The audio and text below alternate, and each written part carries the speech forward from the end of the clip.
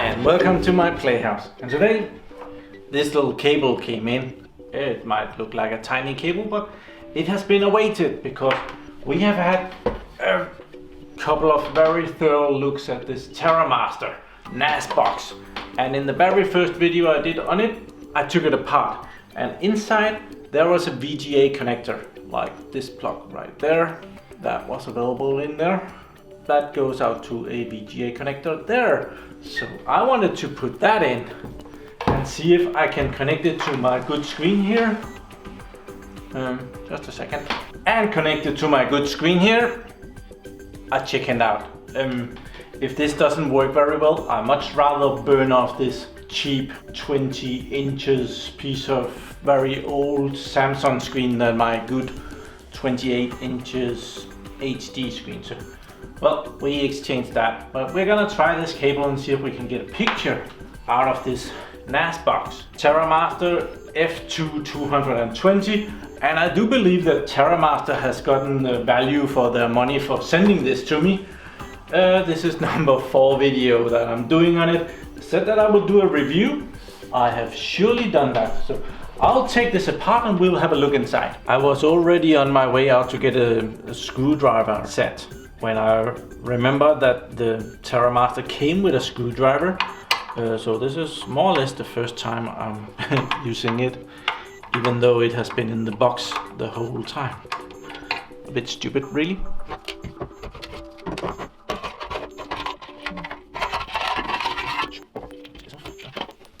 So if you haven't seen the first video on this, you should really go back, because that was when I took this apart the first time and found this VGA connector down there. And well, if this doesn't fit, it's gonna be a really short video, but it looks very promising. Okay, I have found that it does fit and that it goes this way. Awesome, right? And the screen connector goes out. Should probably be able to go out the back. I'm not gonna make any holes in this thing yet. There is enough cable so that it would be able to go more or less, well, not anywhere on the back, but a lot of good places on the back it would be able to stick out. The back does have room for it, to have it somewhere. I could put it here or put it over there. That would be nice, but well, that all depends if there's actually any picture on it when we do this. So I think yeah, we probably need to put the fan back on, so I'll do that. Probably that was, I forgot to see where I took this off, but that's probably system fan number 1 there. We'll put the discs back in. Have it sit like that, and I'll go plug in the power supply somewhere.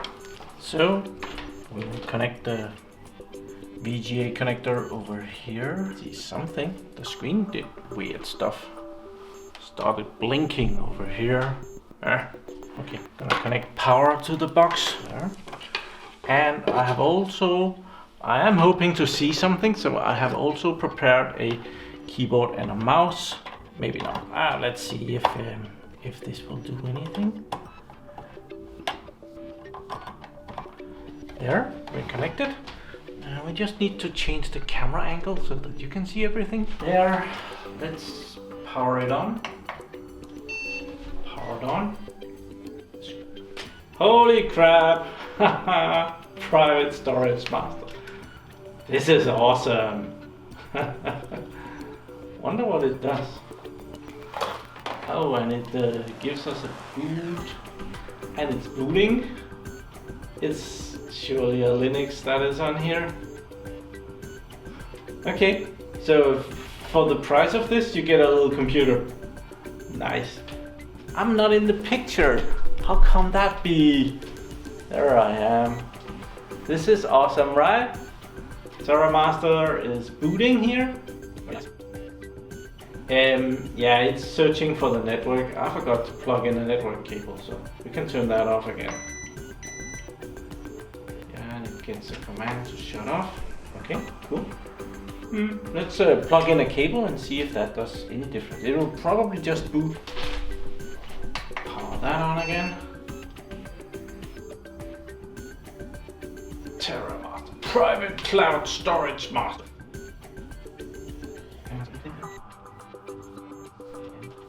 Yeah, and it gets IP numbers from the DHCP server. Okay, I have no idea what it's doing, but it is doing something. So that's that was too easy, right? Have the VGA connector down here. Okay. Did I mention that this VGA connector costs 95 cents from China? 95 cents. I think I paid $2 for the shipping, and this was recommended to me in the comments of the video. So I'll be sure to linking to the same cable in the comments of this video if you want to go. Oh, you have to get the box first, but well, this is a cool option. We need to try and boot something else and see what happens, right? That's what we need to do. So as we saw in my first video, right in here there is a USB stick that is pointing in instead of out, kind of like this connector, and in there is a, let's just have that out there. There's a little SAN disk, and this is what the device is booting on. That's the boot media, and I'm just planning to put in another one and see how that goes. So I have this Samsung disk here that I have in my keychain. It's a 128 gigabytes USB 3 thing, but it boots different stuff. So I'm gonna plug that in. I'm a little bit afraid of it because it's metal. Might not be the most smart idea to have sitting in there, but we just want to see if it boots it and if it gives us the option of installing different stuff. Right now, that's what we are after. Okay, so let's try and power this on, see what happens. The fan is almost not blowing. Wonder if there is any BIOS thing in here. Oh, okay. Okay, reboot. Control Alt Delete works. It might be a Windows operating system. Probably not. Okay, so it just ignores the USB stick I put in there and it boots from the disks. So I think we need to take the disks out for it to choose the USB stick to boot on that. So let's do that. Kill that. Pop up the disks, just enough. Turn it on again. It became very quiet. Yeah! Oh, this is too easy. So let's pop the disks in again. These should be hot pluggable, so let's see if that will work. I don't care what's on the disks. This is just for testing purposes. So let's go down here and install ESXi. There. There's only 2 gigs of RAM in this thing, so we might run into more than just one problem, but I'm guessing that it won't install and it won't install correctly, but it's worth checking, right? Well, sadly enough, this is as far as it gets. I'm sure you can go in and make a custom ESXi for this, but well, it looks promising, right? So we might try something else instead and see how that goes. Okay, I just found that if I reset the computer and press delete, there is the BIOS. Awesome, right? I haven't seen this. I just went in here, so you're seeing this for the first time together with me. There is a lot of good stuff here. We might need to go and configure some of this to get it boot. I have no idea. Chipset, Northbridge. There's a lot of good stuff. My best estimate is that this box will do a lot more than the TOS operating system that it comes with on the USB stick. Well, so I wanted to try and install something else. ESXi did not run directly on this, so I made a USB stick exactly like this one. I've already put it in, and it contains the installation of Exponology. If you don't know what Exponology is, it's somebody has hacked Synology's software for their NAS boxes and make something they call Exponology. It looks exactly like Synology, and it's just as cool. You might want to try something like FreeNAS on this thing. I'm not sure how well FreeNAS works with 2 GB of RAM, because right now it only has 2 GB of RAM, but I do know that Exponology works just great with 2 gigs of RAM, so I'll be trying that. So let's power this on. See what it says there, and yeah, we get 3 options here. So I want to install / upgrade, so we'll do that. Put the disks in there, wait until they are spun up.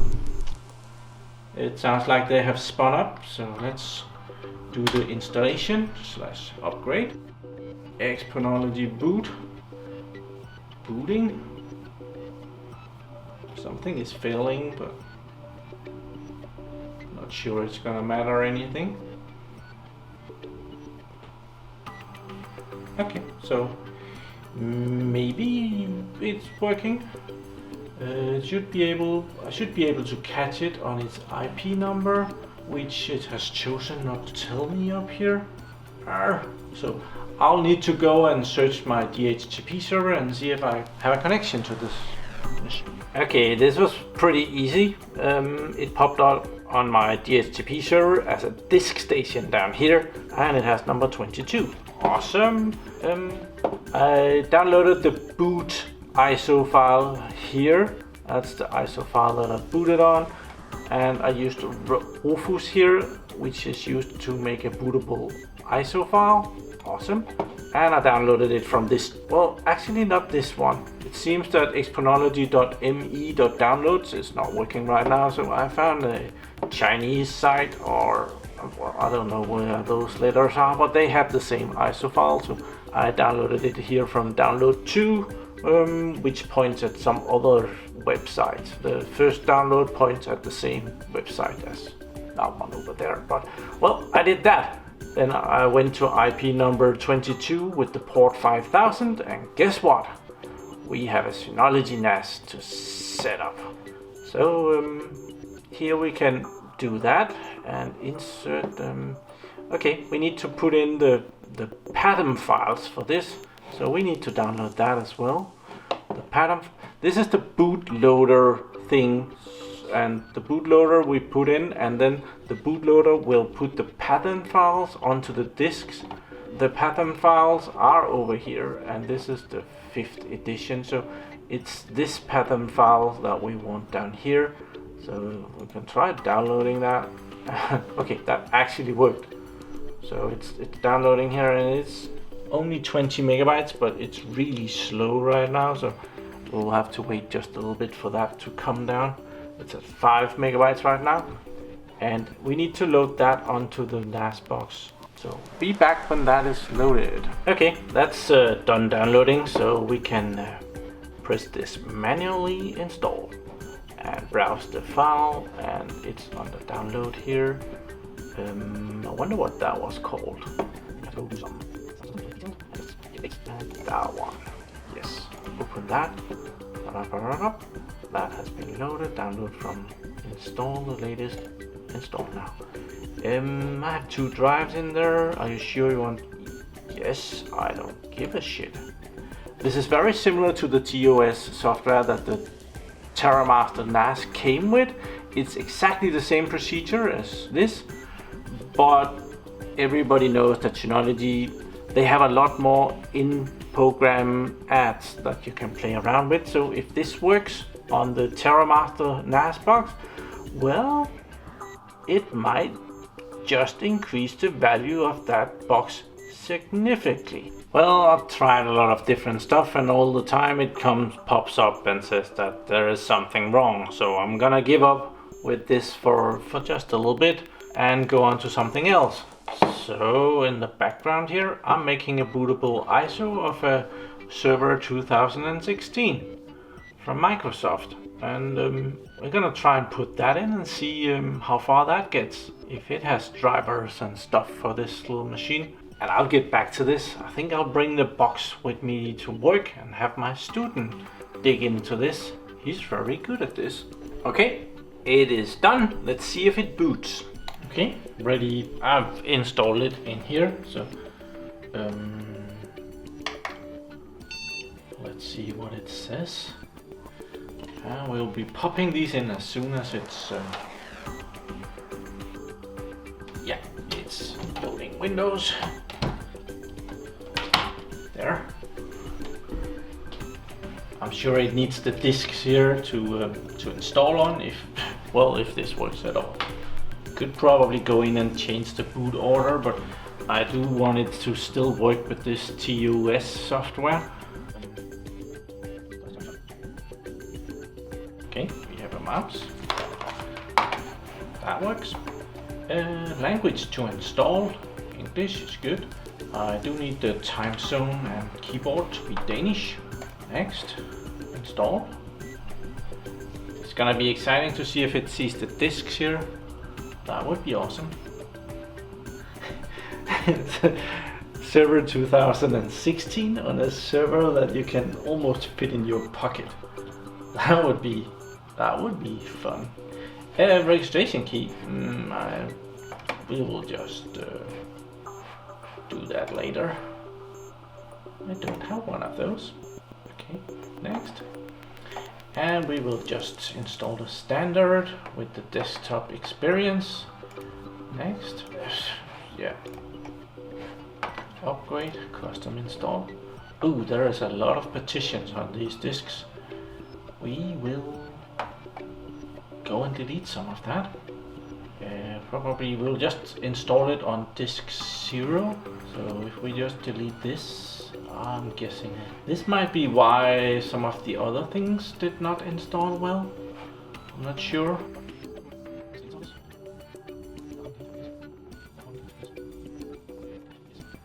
And we'll just install it on the first drive there.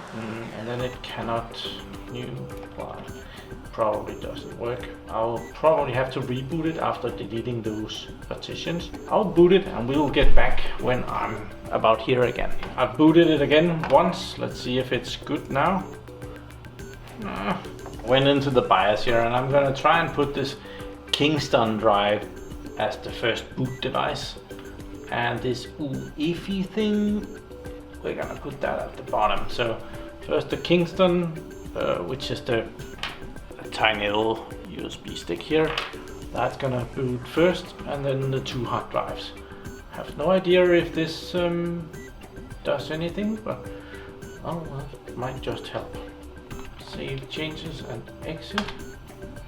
Yes. So now it boots on the USB stick with the 2 drives in, which might help here. Maybe. That helped. Now I passed through the disk installation stuff and went directly. Now it's unwrapping the files and doing the installation. Hopefully. Let's see how that goes. I must admit, I think the Terra-Master F2-220 just became a lot more usable than it was before. It runs Server 2016. The disk I put in there is an old piece of trash. It's making a lot of noises, but it runs. And as you can see, it has 2 cores, 2 processors. 2 cores. It has 2 cores. It does not have hyperthreading. It actually has 2 real cores running at 2.41 gigahertz each. And right now it's running on 2 gigabytes of RAM, which would probably be a good idea to extend The processor should be able to handle 8 GB of RAM, so maybe put in an extra 4 GB in the back might help it out quite a bit. Well, I think we can say that maybe you shouldn't buy the Terra-Master to be used as a NAS, but as a little cool server. I'll shut down the server again and go down to the basement and make sure that the connector comes nicely out the back so that I can put this box back together. And it's just an awesome little server 2016. I do want to try if I can't get ESXi 6.5 or ESXi something to run on it, because that would be even more awesome. So thank you very much for watching my videos. Do subscribe to my channel so that you can see me again, and have a really nice day. Bye.